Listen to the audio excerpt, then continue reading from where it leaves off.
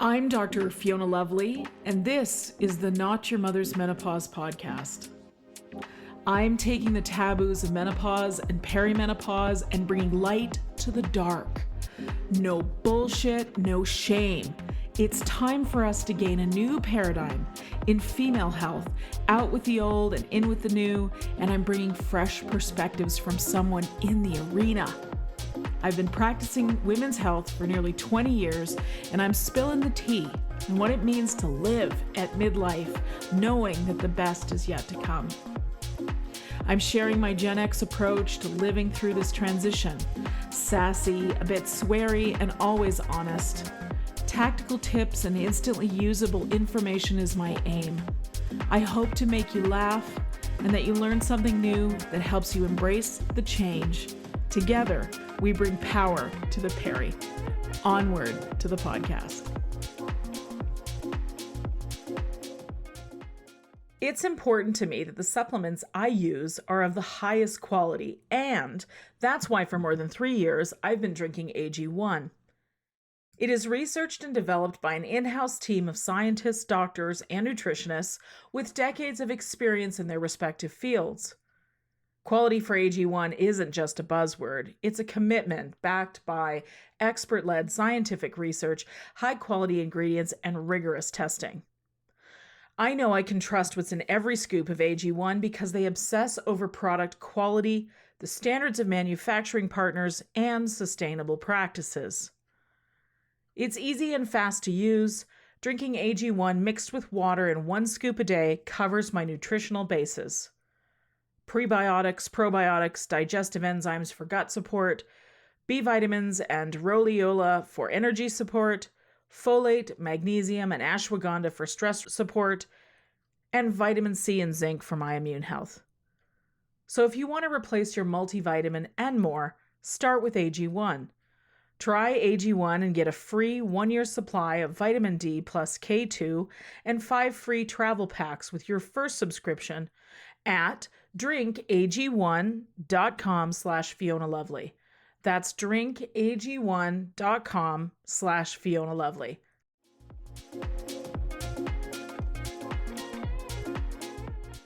This is Not Your Mother's Menopause podcast. I'm Dr. Fiona Lovely, and I'm thrilled to have the return of my favorite guest of all time, Dr. Jennifer Simmons. How are you doing today? I'm well, thank you. I'm just happy to be here with you. Thank you very much. Well, I tell you, I've been looking forward to this since we talked a year ago. And as I just I can't believe mentioned it to was you, a year ago already. it's been It's a like big year, hasn't it? it's been a year though. It has I- been a year. It has been a Yeah. year. Yeah. Well, we're going to talk about that because you've got so many exciting things going from your camp.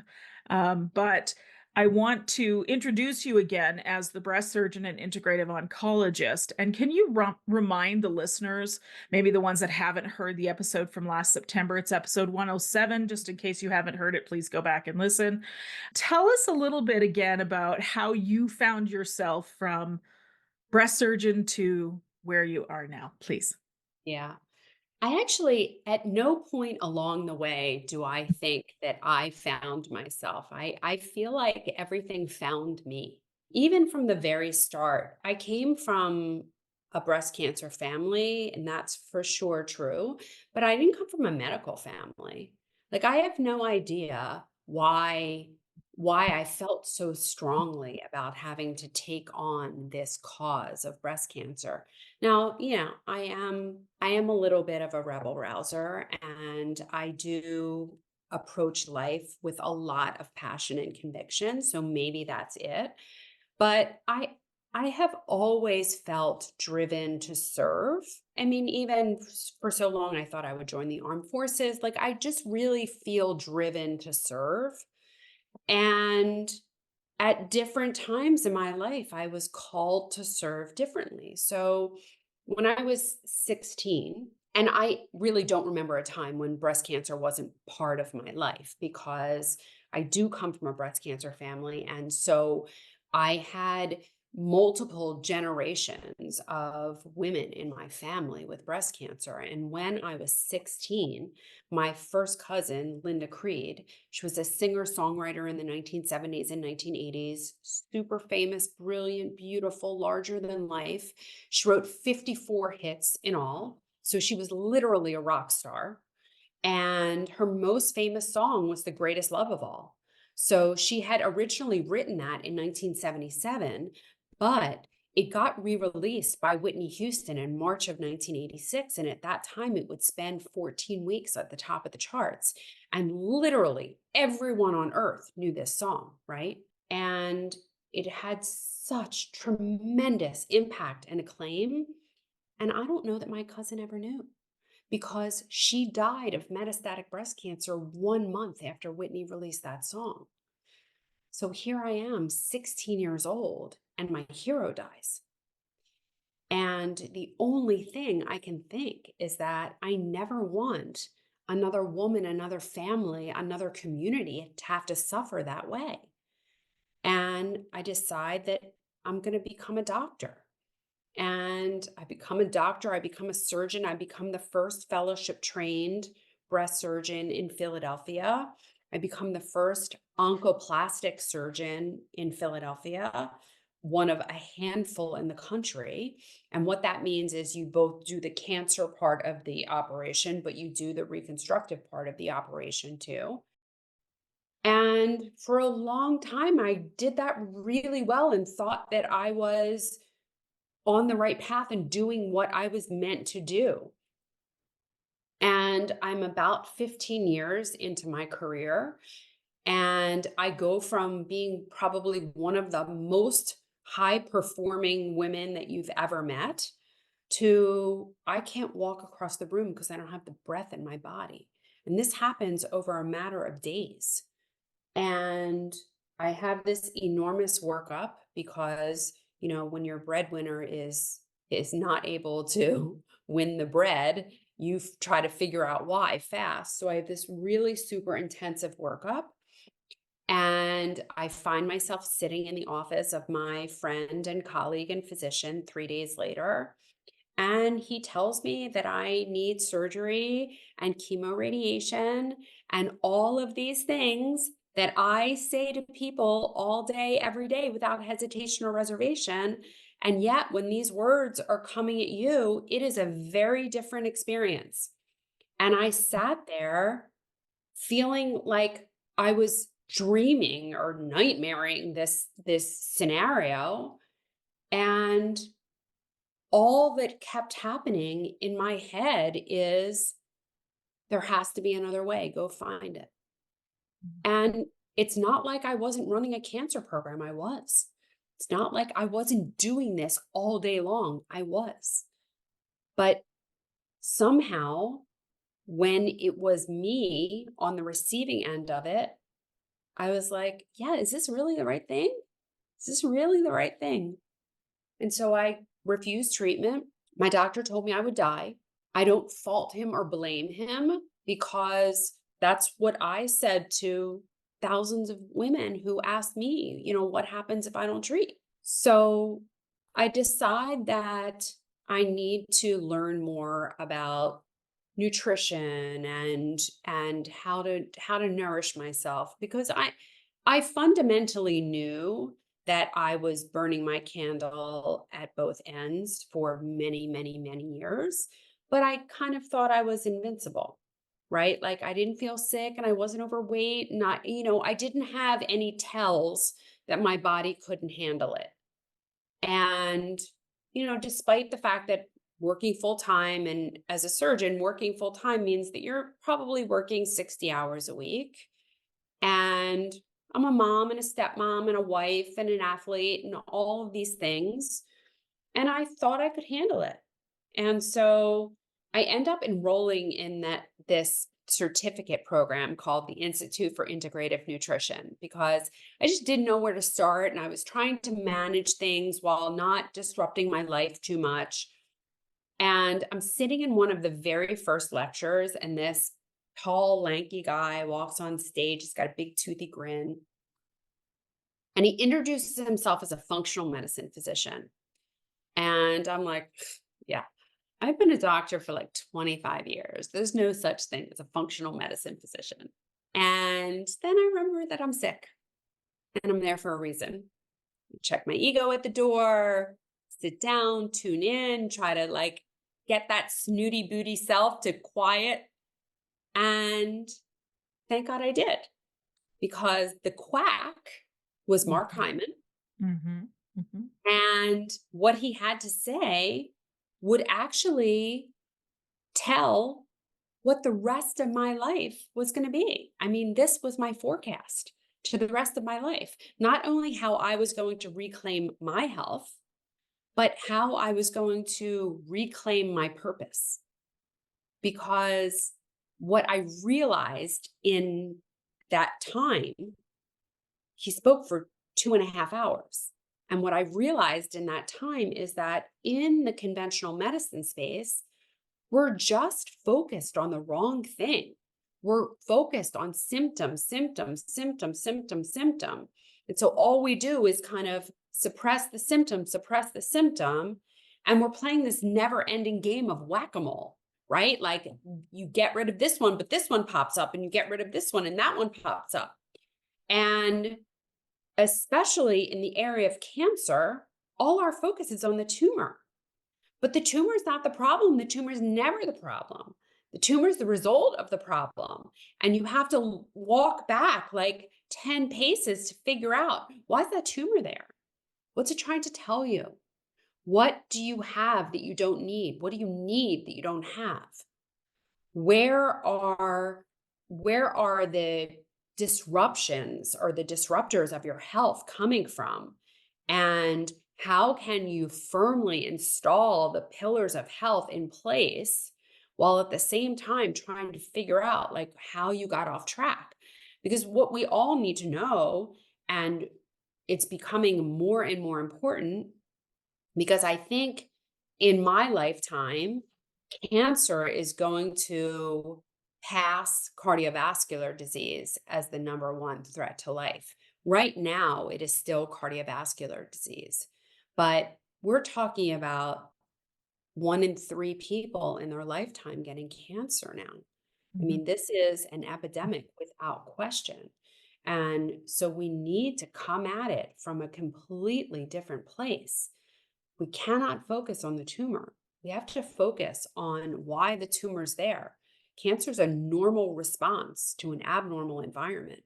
And we Mhm. have to figure out where that environmental shift is coming from. And we have to restore homeostasis. We have to restore balance. We have to restore health. I talk about all the time that when you shift from the chemistry of joy to the chemistry of stress, you are actually causing a chemical change and you're creating an environment that is threatening to normal cells. So, what happens when cells feel threatened? They go into survival mode. That's what cancer is.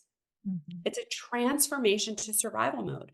So, if you can go through that transformation to survival mode, why can't you go through the transformation back to the chemistry of joy? Mm. And Mm. so we have to just continue to ask ourselves over and over and over again, how do I create joy? How do I create calm? How do I create health? Because Mhm. this is the key. Mhm. And it's Mhm. not a fight. We don't want to battle. We don't want to fight. We're fighting enough. There's enough Mhm. fighting going on. There's enough war going on. You don't want a war on cancer. Cancer is Mhm. not some foreign invader. Mm-mm. Cancer is a part of you. It's the part of you that's saying, this isn't working. And you just have to quiet and still enough to hear it. So for me, my diagnosis, my journey, that was all about me being quiet and still and hearing, this isn't working, Jen. This is not the path that you're meant to be on. So even though I thought I was doing the right thing, my body was saying, no, this is not the right thing for you. And the more I studied, the more I learned. I immediately enrolled in the Institute for Functional Medicine. Mhm. And I spent the next 3 years just immersed in the study of functional medicine. And when I came out on the other side, it was like a bell I couldn't unring. I Mhm. just knew that me being a surgeon wasn't doing anything to move the needle forward. It wasn't really doing anything to change the trajectory of someone's life. I was taking them from burdened with tumor to not burdened with tumor, but the burden of disease was still with them. Mm. This had to be a hell of a shift from your medical training. It was. And my colleagues, of course, thought that I either lost my skills, lost my mind, or maybe both. Well, in a way, the system teaches that kind of judgment, and I have an acquaintance that's a retired female surgeon, and she's writing a book on bullying, which I'll have to share with you at some point Oh, once it yeah. gets. She refers to female surgeons as crabs in a bucket, which is a little bit frightening. Anyways, we're that's I digress. You said so many other interesting things. Let's talk about that. I want to hear about crabs in a bucket, though. Yes, I can share that with you. Um, so I want to go back to Dr. Hyman because for those who don't know, Dr. Hyman is one of the pioneers in functional medicine. And many of us have learned many, many things from him. Mhm. Have you had a chance to sit with him and tell him your story? So I know he read my book, and he also wrote the introduction to my book. So I have not had a chance to sit with him yet, but I'm hoping that that day is coming very soon. Um, Yes. but he, obviously he is a paramount part of my story. And so he gets a big call out in the very beginning of my book and then multiple times through my book. Um, Mhm. and the book that I'm referring to is The Smart Woman's Guide to Breast Cancer. This book And is phenomenal. Please, every woman, every person who loves a woman, every human with breasts needs to read this book. It is so powerful because it will give you choice back. It will give you tools to take back the control of your health. It's not outside of you. It never has been outside of you. But that's part of what we were taught is that the doctor controls the health. That's BS. You control the health, boo. And your book, Dr. Jenn, is so good at sharing the tools. So thank you for writing this. thank you. Thank you. Yeah, it's been a big year. And at the same time, Dr. Hyman has also had a big year. So I'm giving him his collective space, and I know that I'll be catching up with him real soon. But I've had this book in me for a while. And what I really wanted to do is kind of exactly what you talked about is give people their power back, because in that conventional medical world it's very patriarchal, where like doctor knows best, and we kind of have farmed out our health to people that a don't have any idea how to mind it, right? Mhm, And B, they're not real, that's not their goal. We have mhm. to remember that the goal of physicians, at least in this system, is to manage your symptom. It's not to heal you. That's not, they Yeah. never learn how to do that. Mm, It's just not within the confines of what they're taught mm, or what they do. And we believe that we have a healthcare system, but what we have is a sick care system. There's no way to get into the system other than to get sick. It's not like anyone is going to their doctor and saying like, "Doc, make me as healthy as you can." That's just not happening, because the doctors are not the people. And I won't call out the doctors alone, because that goes for they're nurse part of the practitioners. system. Yeah. It's everyone who is trained in this conventional modality. It's just they don't know how to drive health. They only know how to respond to failure, right? Mm. Woof, It's not girl. like They're looking at the labs and you're on the spectrum of losing your metabolic health, or you're on the spectrum of losing your immune health. They know labs are okay or labs are abnormal. And so they don't know how to help you when you're in the middle. And what we have to remember is health doesn't happen in a doctor's office or a hospital or a chemotherapy suite or a radiation suite. Health happens at home. And health happens at home with the things that you do every day. And it's Mhm. you, right? Mhm. The only person that can make you healthy is you. Mm. There's That's so no powerful. doctor, there's no nurse, those people are not going to make you healthy. Only you can make you healthy. Mhm. Mhm. I love it. Well, I think one of the things that I have, taken away as a chiropractor, I'm trained in root cause medicine right from the beginning, right? So You guys it have very different training than medical doctors. Uh, yes. I was kind of blown away with the differences between our curriculums because we as medical doctors, we're kind of trained to be snooty booties, right? And like everyone else that's not a medical doctor, they don't know, right? Mhm. And we think that like chiropractors are taught to crack the back and, Mhm. these things that we consider silly.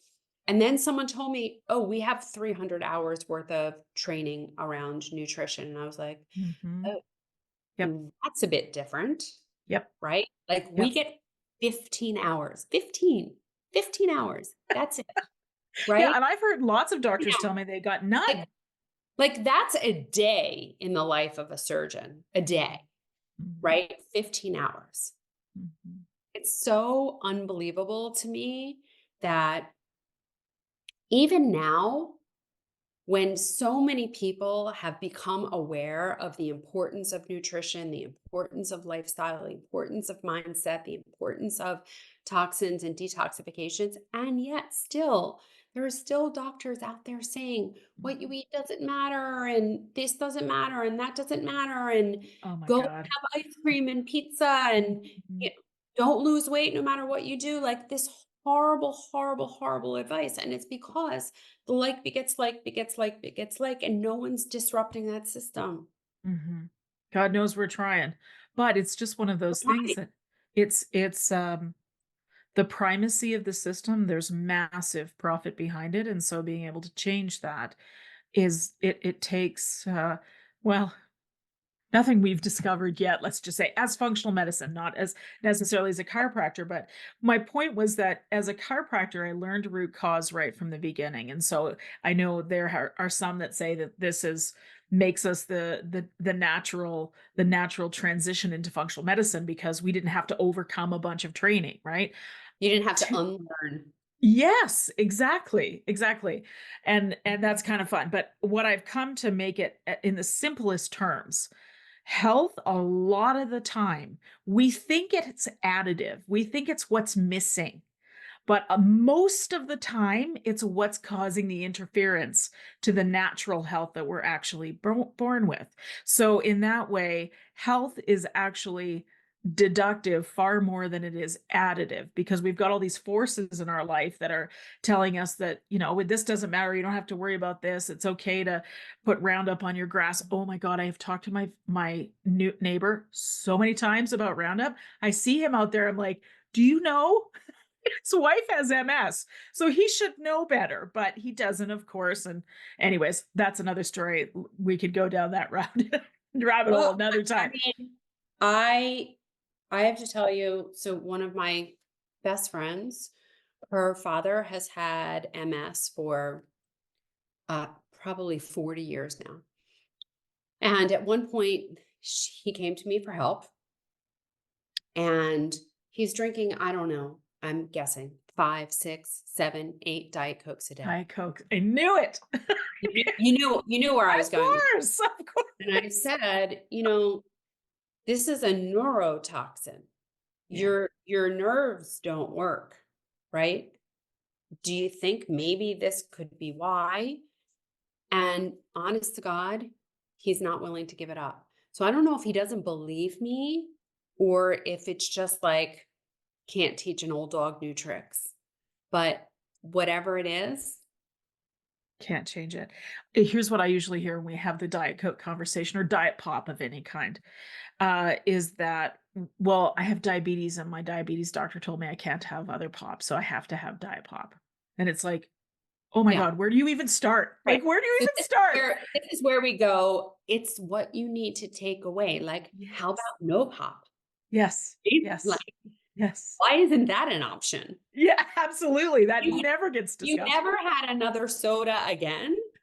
It's Because totally okay. I'm Philly, and so we talk soda, Soda. soda. So if you never had another soda again, Yeah, you would suffer no deficiencies at all, right? none at Like, all. yeah, it would be a net sum gain if you never had soda again. And we can say that about so many things. I mean, people get actually quite angry at me when I talk Mhm, about not eating grains. Where do you get your calories? And where do you get your this? And where do you get your that? And I'm like, do I look like I'm starving to you? Like, mhm, I'm good. No one needs grains. And if we never ate another grain again, we would mhm, suffer no nutritional deficiencies. So I'm just kind of one of those people that believes that if it's not going to do anything for you, mhm. why? Yeah, Like, why include it? Now, I'm not saying, will I never have another ear of Jersey corn again? No, of course I'm gonna have an ear of Jersey corn, but I'm gonna do it like once a summer. But mindfully. Yep, I'm not putting a grain on my plate at every meal, which yep. is what a lot of people are doing. They're waking up and having their oatmeal, and then they have brown rice with lunch and this with Mhm. dinner, and it's not serving us. It's just not No, serving well, us. we were taught by the food pyramid that the grains were at the top, right? Well, I know. guess what? The That's grains how are at you the bottom. It's like, Oh, right. Oh, you're right. You're so right. That's how yeah, you fatten up cows. exactly, exactly. Like, I, but so much of this happens. I mean, I'm gonna use the M word now, but there are so many things in our system that have been told to us that we have blindly accepted and Mhm, never asked for the data, never asked for the proof. It just like sounded right. And so we accepted it. So mammograms, right? mhm. Mammograms save lives. This is what we've been told time and time and time again. This is a 50-year program. And at this point, it's like too big to fail, right? Like, they have 60% of women in the US who are of screening age going to get a mammogram every year. They have bought in hook, line, and sinker that mammograms save lives. So where's the data? Where's the data? Why isn't anyone asking for the data about how mammograms save lives? Because when you look into it, and actually the Canadian breast cancer screening study is a great resource.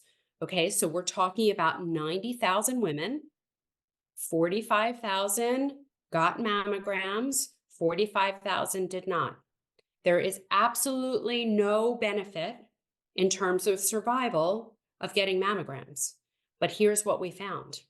If you're in the group that is screening with mammograms, you have a 20 to 30% increased risk of being diagnosed with breast cancer. Holy shit. Why is this not on the front page of the newspaper every because day? because it doesn't serve the system.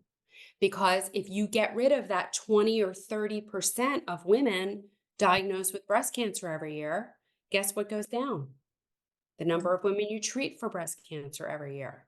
And treating women for breast cancer every year is very, very profitable, not only in the cancer realm, but what happens to those women when you treat them for breast cancer is they go into menopause. So now you get to give them antidepressants, you get to give them sleeping medications, you get to give them Antacids or antacids, yep, you get to give them, PPIs. Yep, you get to give them beta blockers because they yep. get palpitations. You get to give them um, Antihypertensives.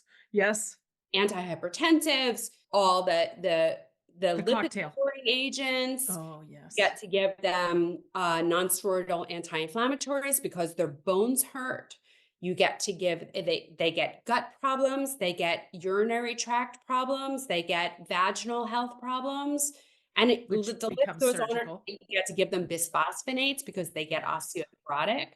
So, Ooh. and they develop heart disease, so you get to treat them for heart disease, and the list goes on and on.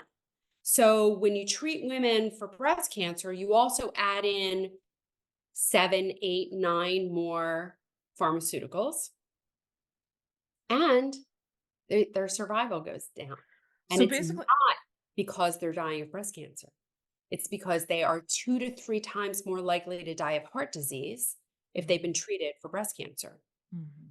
Why aren't we screaming this from the rooftops? Well, I I don't think we're starting. We're starting. You and I come together. This is what happens on this podcast. We don't talk know. nice. We talk Yeah, turkey, yeah, right? yeah, Nobody needs to be polite on this show. yeah, I want the real data. I want to know what is happening. And what you have just said is that women with breast cancer having treatment are good customers of the system. Period. Isn't that yeah. disgusting? Doesn't that turn your stomach a little bit? Disgusting. Yeah. Disgusting. But when you look at hospitals and where they make their money in cancer, cardiovascular disease, and surgery. Yeah. That's where they make their money.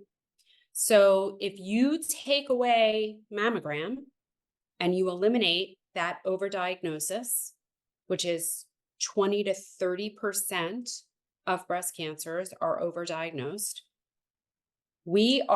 that is a huge chunk of their income.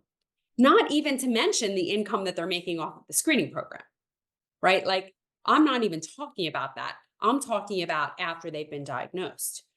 So no one, the imaging companies don't want that to happen, the radiologists don't want that to happen, the hospitals don't want that to happen, the outpatient centers don't want that to happen, the cardiologists don't want that to happen, the pharmaceutical companies don't want that to happen. Like, no one wants that to happen. And so it's left up to people like you and me who are like, don't believe the hype, because the Mhm. hype is just going to get you radiated. It's going to make you 2 to 3 times more likely to be diagnosed with a breast cancer that you don't need to be diagnosed with. And it is ultimately going to decrease the quality of your life and decrease the duration of your life. What are we doing? What are What we are we doing? doing? You know, the Canadian breast cancer study is not the only one.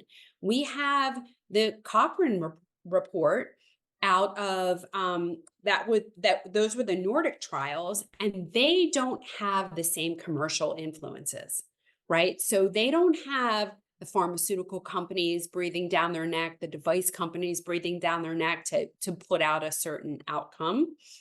And so they looked at over 600,000 women and found the exact same thing. There is no survival benefit to screening for breast cancer with mammogram. None, That's none. such important information. Yeah. And I am So so glad you're here to share it again. I get people who say to me all the time, mammogram saved my life. And I don't want to disrupt that, but it's probably not true. Statistically, it's not true. And the reason is breast cancer is what it is from the very beginning. So if it's going to be an aggressive process, it's going to be an aggressive process. And it doesn't matter if you find it when it's small. I know people like to believe that you think that if you find it when it's small, you're going to save lives and save breasts.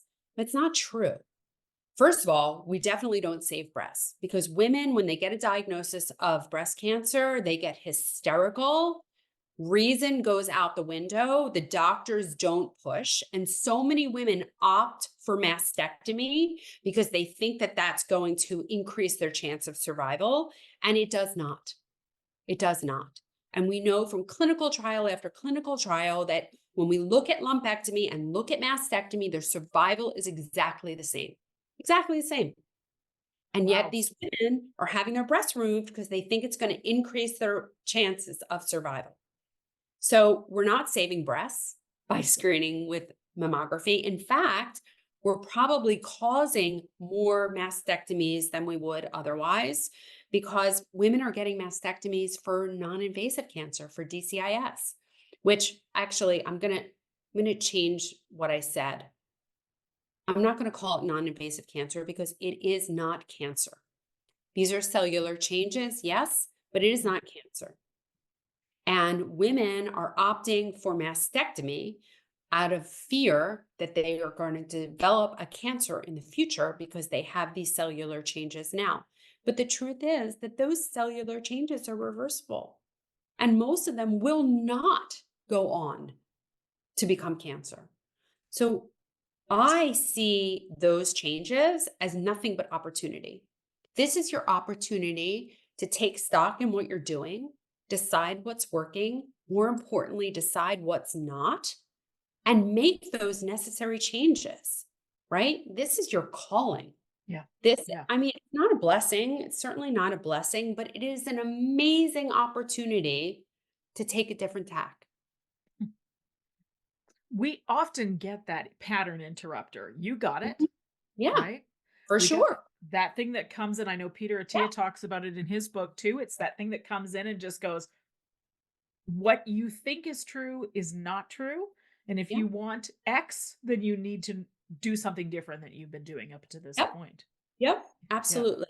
So, the interesting part is, and what people don't realize, is that no matter how many mammograms we do every year, the same exact number of women die of breast cancer.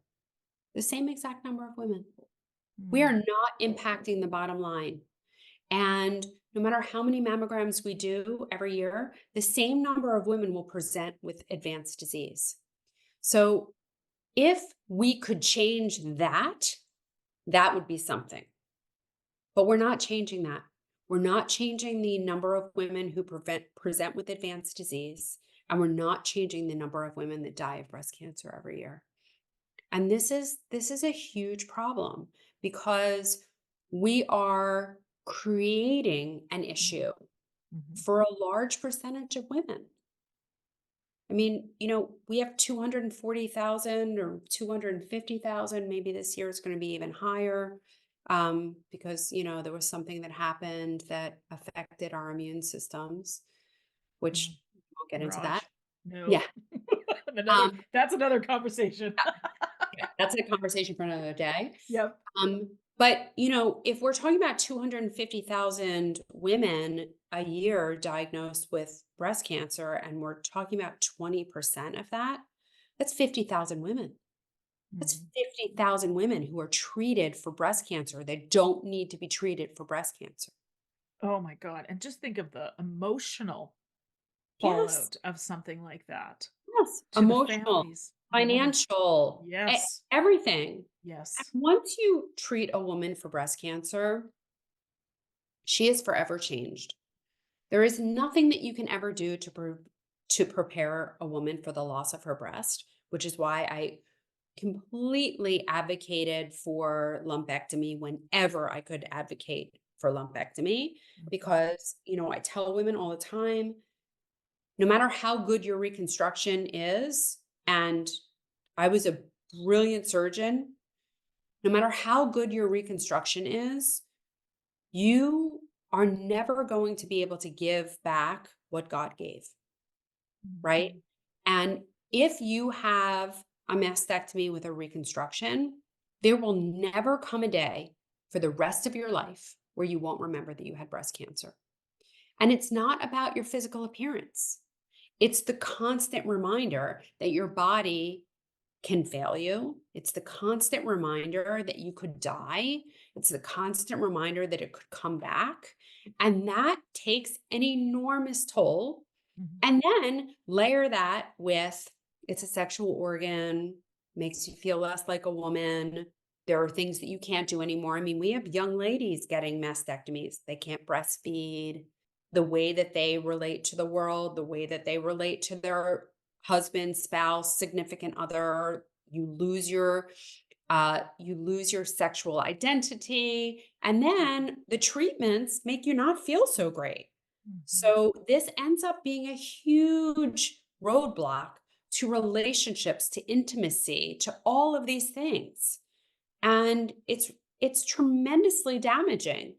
It's Mhm. not benign to treat women for breast cancer. It's really, really damaging. Now, if you have aggressive disease, those are dice you want to roll, right? Like you're going to take that risk if you're going to die of breast cancer anyway. But most of the women undergoing treatment are not in that boat. Mhm. And let's Not. talk about that because I know in your book you handle this so beautifully is that you literally just say, if you're in this camp, then these are this is the opportunity to Yep. heal yourself. Yep. And if you're in this camp, the aggressive camp, then, roll the dice, as you said. And I think that conversation is really important because it's powerful. Again, no one wants to hear that they have breast cancer. Most women that I have encountered that have had breast cancer or have it in the family are so terrified of it that literally will just do as quickly as possible whatever the person of authority in front of them says should be done. And Mhm. in your book you tackle this. You say, look, you have time, settle down. Take the time to pick the people on your team, and the people on your team make a difference. I had never heard that before. I found that so powerful. Yeah. So, first of all, thank you for saying that. Of course. Of course. I mean, there are some situations that are emergencies, right? So if you have inflammatory breast cancer, that is someone who had a normal breast and then essentially a month later has a breast that is red, swollen, and filled with tumor. That's someone that, do not pass to go, do not collect $200, go straight to the medical oncologist, get a port and get chemotherapy. Right? That's the person whose proverbial sink is overflowing and they need the mop up, they need the chemo, the radiation, they need everything. If you have a pathologic fracture in that you have cancer that is spread to the bone and the bone has fractured, these people are in tremendous amounts of pain. It is virtually impossible to heal when you're in pain. Impossible. So these people need radiation right away because they need to get rid of the tumor and start that healing process. And then if you have mets to the brain, our skull is a fixed space. So if you have metastatic disease, breast cancer that is spread to the brain, causes a lot of swelling. And eventually what will happen is that the blood supply to the brain will get cut off. This is not conducive with life. So this is something that needs to be tackled right away. Brain metastasis, metastasis to the bone that has caused a fracture, but had to have caused a fracture, or you have inflammatory breast cancer, those people need treatment right away. Literally everyone else has time. You have time. You have time to understand your disease, right? I go through every single part of the pathology report so you can understand what it is. You can practically read your own. You can understand what stage is, what grade is, what all of those things are. And then you can learn about what to do and put your team together. So when you are building your team, it is so important to have people who respect your opinion because you get a vote. You get a Oof. vote. You It's get to say, I think this is for me. I don't think this is for me. Right? Like it's really important that you vote in your care. We cannot farm our care out to the system. We can't. They don't know how to take care of us. All they know how to do is match up the diagnosis with the drug, the diagnosis with the procedure. And they're not thinking about you or your individual situation. They're not trained to do that. They're not comfortable with doing that. And they're not really thinking. They're not. They're following a prescription. They're following a form. They're following a formula. So, not that I want people to be burdened with the responsibility of being their own doctor. Certainly, I don't want to do that. But I do go through all of the treatments, all of the conventional treatments, what their advantages are, what their disadvantages are, so that you can actually make an informed decision because most people are not. Most people are terrified and they just say, Do whatever you have to do, right? Whatever you tell me to do, I'm going to do. Or I'm going to listen to your opinion and I'm going to listen to someone else's opinion. And then I'm just going to pick which one I want to work with. And everyone's pretty much saying the same thing. So it's like a personality contest, right? But there are so many more options and you have so much more power than you think. Yeah, I really tell people that if you think that this is going to work for you, it probably will. And if you think it's not going to work for you, it definitely won't. And the power to make these decisions is yours. You do not have to take the drug, you do not have to take the combination. It is way more of a Chinese menu than they allow you to think. You can choose from this column and you can choose to do this and not that. You don't have to take the whole thing and you can choose to do none of it and go on your personal healing journey. You can sit with yourself in stillness and ask, what am I trying to learn here? What am I supposed to learn here? What is the message here? What do I have that I don't need? What do I need that I don't have? Where is this cancer coming from? And what is it trying to tell me? Mm. What is working and what is not? But at the end of the day, we have so much more power than we think. So much more power.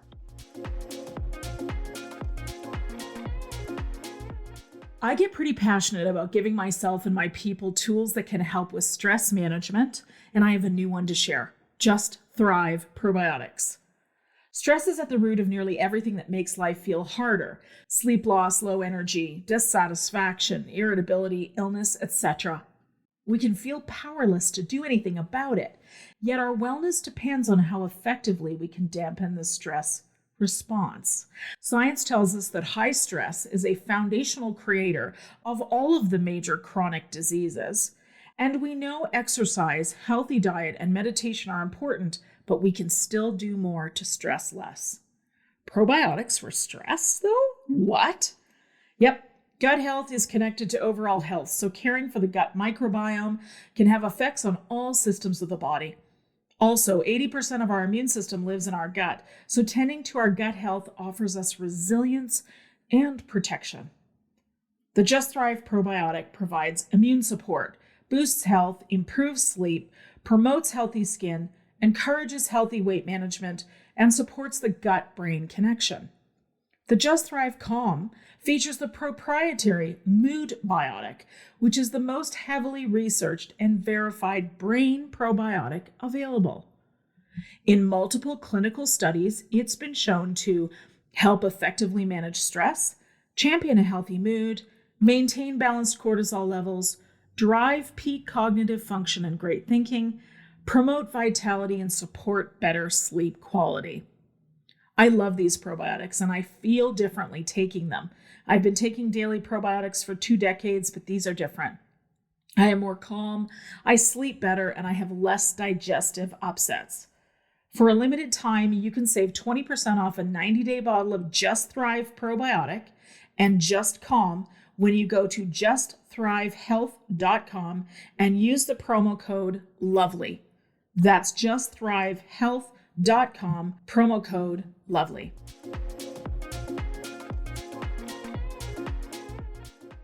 I've this year in particular, I've interviewed so many wonderful experts in the menopause realm, if you will. And one of the things I'm starting to really see as a trend is the amount of, how do I say this? The amount of power that we've been stripped of intentionally by the Mm, system and mm. by the factions in the system. In fact, I posed this to a guest a couple of weeks ago, but I suggested to her that the Women's Health Initiative was probably one of those things that kept us sick and weak, Oh, etc. And yeah. she was gobsmacked. It was fun. It was fun to have that conversation. But and I feel like there's a round table discussion that needs to come with these kinds of things. But as Mhm. you're talking about medicine, and first of all, I'd like to say, holy crap, has medicine had great marketing all these years. Oh my God. Amazing. Amazing. Because nobody Ama questions it. Yeah. Yeah. Well, Just we're think about starting it. to. I mean, think about Even some of the food campaigns, beef, Ooh, it's what's for dinner, milk does a body good. Like they just get in these slogans, and mammograms save lives. They just get into these slogans and people believe them. People yeah, believe them. A yes. lot of people got a shot or two or three or four based on a lot of promises that were not even remotely true, But we right? believed. But they believed. Yeah, They believed. yeah. And we have by and large lost our ability to think critically. We really Mm, have. We've put so much trust in the system and believe that the system is there to protect us and support us. And then, I mean, you can just look at that whole OxyContin thing. And mhm, if you think the system is there to protect us and support us, all you need to do is read one of the stories because mhm, there's three or four of them out there now mhm, that depicts that nightmare from start to finish where everyone knew that that was going to be the most highly addictive drug on the market ever, and yet they let it happen and happen and happen and happen and made it stronger and bigger distribution. And it took so long to bring that down. So long. And God knows how many people died. God mhm. knows. And Unacceptable. and lives were ruined. Mhm, Ruined. mhm, mhm. And the FDA, they just allowed it. Yeah, They these allowed factions that seem trustworthy our entire lives are only trustworthy until the wool is pulled off our eyes, and then we start to yeah. go, what the hell happened there? You Yeah. know? Yeah. So I want Just to you cannot blindly trust. You can't. mhm, Which again is not to say that like you have to be doing all of the research, but we do have to use our intuition and we need to use it a lot more. So let's take mammography or tamoxifen, either one. We know that radiation is a known carcinogen. It's classified as a carcinogen. Everyone knows it's a carcinogen.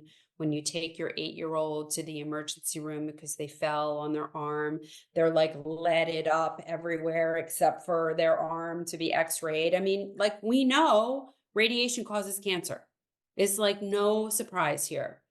And yet, we've convinced 60% of American women who are of screening age to get radiated every single year. And we think that it's safe. And we're told that there's no consequence to it. And we accept that. Why? mm, Because we gave it a nice name? Because we called it a mammogram instead of a breast x ray? oof. Oh, It's so crazy. But wow. that's what happened, right? We called it a mammogram. Isn't that a lovely name? Picture of the breast, mammogram. And no one questioned it, right? It's a breast X-ray. That's crazy when you It's say it a like breast that. X-ray. Yes. And Yeah. the thing is, as a doctor that does plenty of x-rays and well versed in radiology, we were taught that we need to be very careful and mindful about who we are x-raying, and especially what part of the body we're x-raying, right? Yep. And yet, what you just said is like, this doesn't get applied to pictures of the breast. And you're No, so right. I've never thought of it that way. that's exactly right. Be Holy really crap. careful of everything else, but go have your breast radiated every year. Wow. Like, in what universe does that make sense? And why aren't people questioning it? And then the radiologists are like, oh, but you get the same amount of radiation when you fly cross country. Are you really telling people to not fly cross country? Okay, really? That's the same? The scattered radiation that exists on the airplane or compressing your breast to a centimeter of its life and shooting radiation directed, coned down into the tissues. You're telling me that's the same? Like, I was born at night, but it wasn't last night. Not last night. Wow, and that radiation right next to the heart, to the lungs, to the Of course, thyroid, to the brain, to the of course. eyes. I mean, all Yeah. of the things, right? I mean, listen, I'm 100% certain it's not gonna be the only reason, but we have a thyroid epidemic because people are going and getting dental X-rays all the time. Mm, Like, mm, come on, it's right mhm, there. We're mhm, causing thyroid dysfunction. Now, mm. yes, we have an iodine problem. Yes, we have an iodine problem. Do we have a fluoride problem? Yes, we have a fluoride problem. Another thing I can blame on the dentist. The dentists are hurting us. And I'm sorry Yeah. if you're a dentist, you have bad training. You know a thing or two about that because 'cause you've been in that space where your Yeah, training was so opposite from what actually is healthy, yeah, but please go yeah. on. I mean, listen, I had bad training too, Yeah. right? But the thing that we all need to do, everyone, practitioners, non-practitioners, we need to approach life with constant curiosity. And what we think we know to be true might not be true. And we need to constantly ask, like, wait, that doesn't sound right. Is that right? Because logic is true most of the time. Mhm, And we all need to dial down into that intuition that says that maybe this isn't right. mhm. I mean, bells should be going off for women when they're like put in the vice. Oh, I had the funniest person. I opened a new imaging center. It's called Perfection Imaging. And we're using revolutionary new technology that uses sound waves transmitted through a water bath that collects 200,000 times more data points than MRI and creates an image with 40 times the resolution of MRI. So we're imaging the breast, we're screening for breast cancer without pain, without compression, without radiation. It's really amazing. I'm going to open 50 of these, but I have one up Hell right now. yes. Yeah. So I had a woman who came in, and we always ask, like, if you will if you'd be willing to share your experience afterwards. And she said, I that's not me, it's not my thing. I don't really do that. Okay, no problem, right? Like, we just want people to be comfortable. She had her scan. She came out afterwards. She's like, "I'm not changing out of my robe, and I'm doing a video for you right now." And she got in front of the camera and she said, "Ladies, you have two choices. You can either put your breast in a panini press or you can put your breast in a bath of water. Which choice are you going to make?" So good. Panini press. It was cracking me up. The panini press. Wow. One I hadn't heard before. I've heard the I Yes. hadn't heard the panini press. So, yeah, yeah. So I want to talk about we spent a good time talking about the QT imaging the last episode that you brought to us, but since we talked, you have now opened your own imaging center. So talk to us about that process and what are you seeing and how does that feel? My God, that must feel so good. Anyways, It your feels story. amazing. It Mhm. feels amazing. It was really big and huge and a huge undertaking. I I feel so proud. I feel so proud. I I really am on a mission to change the way that we diagnose, treat, reverse, and screen for breast cancer. And I was put on this mission. I mean, this is definitely what God has me here to do. And I'm so grateful for my time as a surgeon. It was such an amazing, tremendous privilege.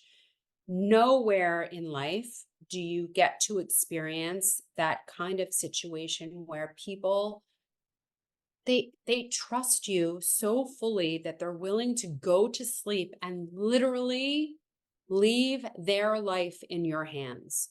So there was no greater privilege for me than being a surgeon, and my knowledge base that I got as a result of having been a surgeon for as many years as I was, it's irreplaceable and it served me so well. But at the same time, I can take all of that and bring to the world what I've brought to the world in the last year, which is the book, which is the imaging center. Um, And I really just want to do it better. And I want to set the example and I want to get this started. And that's really what I'm doing. And so it feels amazing. And I feel so grateful that I was chosen for this mission because even though I do miss out on stuff and there are times when it's sad, I sent I hope I don't cry. I sent my oldest son to college this year and I apologized to him because I wasn't the best mom. And he's like, "What are you talking about? You were the best mom." And, maybe I was the right mom for him, right? Like God gives us what we can handle. But, I definitely missed out on things. And at the same time, my life is so incredibly rich because of the things that I got to see and do and witness and be a part of. And I'm really changing history. And that feels really good. I'd say. I'd say, please keep going. Because, there's gonna be things that make you wanna stop, and, I experienced this in my own life. Just keep going because I think women like you and I, we have been chosen to be the mouthpiece of the goddess as I started this conversation. We Mm. literally have been given the backbone and the brain and the heart to keep moving forward because we know things that other people will never know, right? That's just part of what we learn. So we had to do this, traditional training to be a doctor thing in order to get to the stuff that is so important spiritually, but is such a part of the evolution of humanity as well. So please keep going. Yeah, I don't have any plans on stopping. Me neither. So we're good. I know people talking about retirement. Friends and people I know starting talking I about. have I'm like, so much more to do.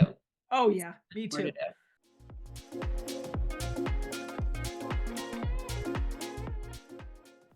Thanks to Dr. Jenn Simmons for delivering the goods with us, as always.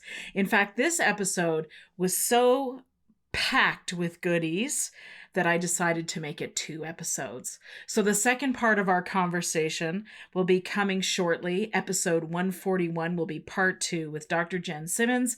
You can find out everything you need to know about her at realhealthmd.com.